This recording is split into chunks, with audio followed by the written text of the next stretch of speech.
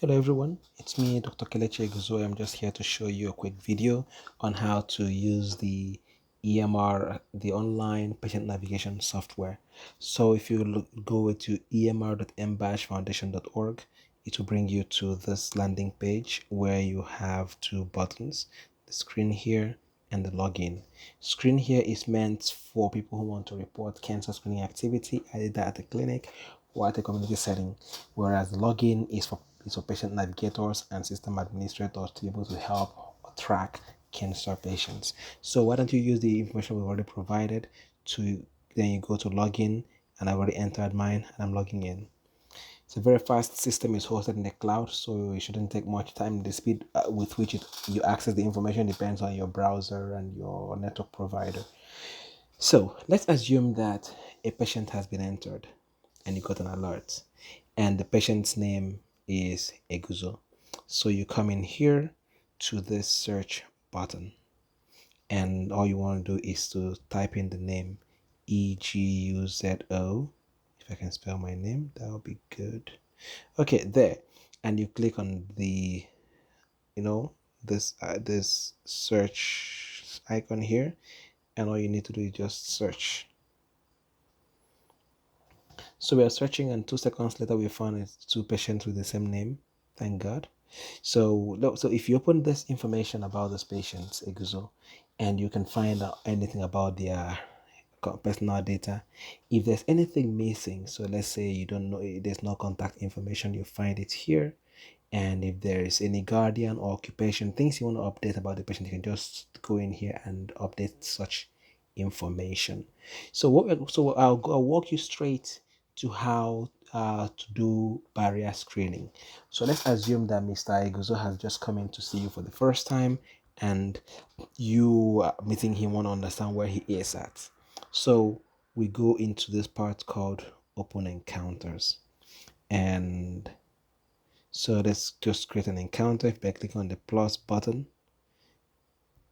So if you click on that, it opens a window for you, and you can choose a different visit category. Is this an initial assessment? So that is here. I'm looking at this part here. So is this an initial assessment or a follow-up, or you want to assess him for health and behavioral issues? We're going to go into the health and behavioral issues in the next presentation. So let's say it's an initial assessment and we don't think there's anything to worry about, so the sensitivity is not high and the service date is already entered as of today's date when I'm making this recording. So if there's any onset date, like when the condition actually started, we can choose a date when this whole thing started for the patient. So let's say it was 4 days ago, and today's visit was just initial assessment. You can put that in here. Okay, and you're coming down and find the save button. Everything you do on the system, you need to save.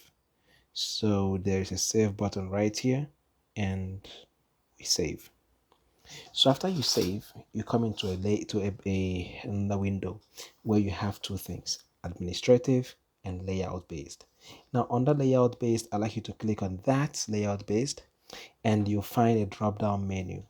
What we're going to be focusing on this is called barrier screening. The things about early detection pathway, diagnosis pathway, treatment pathway, survivorship, we'll deal with those later in a different presentation. So let's do a barrier screening for this patient.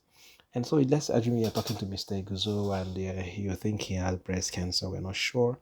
And you are the provider as well. So you want to do a barrier screening for this patient. Oh, sorry, that was not what I meant to choose. I chose the wrong thing. My bad. Cancel and leave. So I saved this. I actually meant to do barrier screening. I went to the wrong window. Okay, so we think this patient was referred to us because of breast cancer. Now our barriers are grouped into different categories: care coordination, communication, cultural, logistical. So let's select a logistical barrier just because we are trying to learn something here. So we ask him, so what are you having different access to care? Whichever one they select, yes, you can check them off. And of course, you can check off all the barriers they are having issues, that problems with appointments, whatever it is. And then under that, you can select the resolutions that you made for the patient. I'm just selecting these things at random. And let's assume there are other kinds of barriers like logistical. They don't have transportation, they don't have money, and they don't have any social support. You can also come in here and select the things you use to resolve them. And when you're done, you come down to the bottom and click saved. Now, by doing this, by having this baseline barrier screening, you can track if anything has changed each time the patient comes to see you. So that's it on how you get to do barrier screening with this software. I hope you enjoyed it. Let's keep trying it. Thank you.